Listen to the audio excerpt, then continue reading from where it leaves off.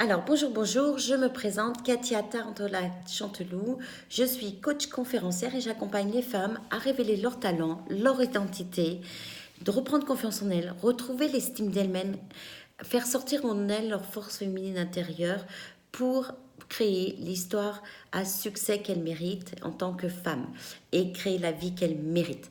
Alors, aujourd'hui, je voulais aborder un thème très spécifique avec vous qui est comment se sentir légitime. En effet, dernièrement, j'ai accompagné pas mal de femmes qui avaient cette problématique en fait, qui n'arrivaient pas à développer leur activité parce que déjà elles-mêmes ne se sentent pas légitimes. Donc, comment elles peuvent paraître légitimes aux yeux de leurs clientes. Donc, je vais vous révéler dans cette vidéo 3 clés pour vous sentir légitime et surtout qui vont vous faire peut-être prendre conscience de d'où ça vient et comment vous sentir légitime. Je sais que c'est pas évident, c'est facile à dire, mais c'est pas si évident parce qu'on a des peurs ou parce qu'on a eu des remarques et puis du coup on doute tout de suite de nous et du coup le fait de pas se sentir légitime, on se sent pas du tout en confiance et ce qui fait qu'on va se disperser, faire plein d'actions différentes, mais jamais vraiment aller directement au point pour développer son leadership et avoir confiance en soi et oser briller et être extraordinaire comme vous le méritez. Alors, aujourd'hui, dans les 3 clés. La première clé, je voudrais vous dire de lister vos forces et vos talents. Je vais vous donner un exemple concret d'une personne que j'ai accompagnée dernièrement qui avait tendance à se disperser, à accumuler tous les diplômes, les formations, afin de développer son activité en tant qu'indépendante.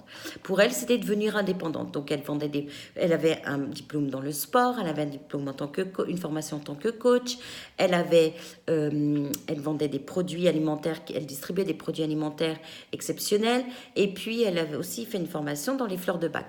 Donc, elle était en train de se disperser dans des actions pour distribuer les produits alimentaires, vendre les fleurs de bac, mais en fait, elle se présentait sous quelle forme, sous quel statut. Elle n'osait pas parler d'une chose et de mélanger les deux, alors que tout ça était complémentaire. Et pour quelle raison elle ne se sentait pas légitime de se présenter en tant que coach sportif en bien-être? Parce qu'elle avait exactement. Et en fait, de recevoir dans son cabinet des personnes et de pouvoir les conseiller suivant leurs besoins, s'ils sont stressés ou s'ils dorment mal ou s'ils ont un surpoids, etc., pas d'énergie, elle était capable avec tous ces outils, soit de leur faire du coach sportif à domicile, ou ce qu'elle adorait, ce qu'elle faisait, soit les accompagner en tant que coach, soit leur proposer des produits alimentaires qui les aident, ou soit les fleurs de bac, ou tout ça réuni. Donc, elle était tout à fait légitime. Donc, qu'est-ce qui faisait qu'elle ne se sentait pas légitime? C'est qu'elle avait l'impression de ne pas avoir assez d'expérience. Alors, allez lister vos forces. La stratégie, la première clé que je vais vous donner, c'est d'aller lister vos forces et vos talents. Parce que forcément, vous avez forcément plus d'expérience que des personnes qui n'ont jamais rien fait dans ce domaine-là. Donc, vous allez vous adresser à des débutants. La deuxième clé, allez prendre conscience que vous allez vous adresser à des débutants, à des personnes qui n'ont aucune connaissance dans un domaine où vous avez de l'expérience ou de l'expertise ou une histoire, mais vous savez des choses et vous pouvez leur apporter de la valeur ajoutée parce que avec votre niveau, pour vous, même si ça vous paraît normal parce que vous l'avez fait, il y a plein de personnes qui ne connaissent pas le domaine dans lequel vous avez une expérience ou une expertise. Donc la première chose, c'est d'aller lister vos forces et vos talents, d'aller prendre conscience que vous allez vous adresser à des débutants et des personnes qui n'y connaissent rien dans le domaine que vous y connaissez. Et troisième chose, d'aller oser faire le premier pas.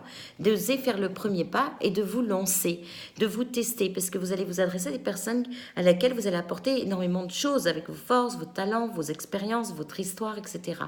Donc et ça va vous redonner la confiance en vous et vous pouvoir expérimenter, progresser et devenir très reconnu dans ce domaine. Mais il faut commencer par quelque chose. Donc, oser faire le premier pas. Un deuxième exemple d'une cliente que je peux vous donner, c'était une enseignante. Elle avait vraiment ce qui la faisait vibrer, ce qui donnait du sens à sa vie. C'était de lancer une association dans le théâtre et de pouvoir enseigner le théâtre pour vaincre ses peurs et reprendre confiance en soi, ce qui était son histoire et ce qui l'avait beaucoup aidé, ce à quoi elle donnait beaucoup de son temps libre dans le théâtre. Mais elle voulait être experte avant de se sentir légitime pour pouvoir au moins donner des cours ou enseigner ou faire une pièce de théâtre, etc.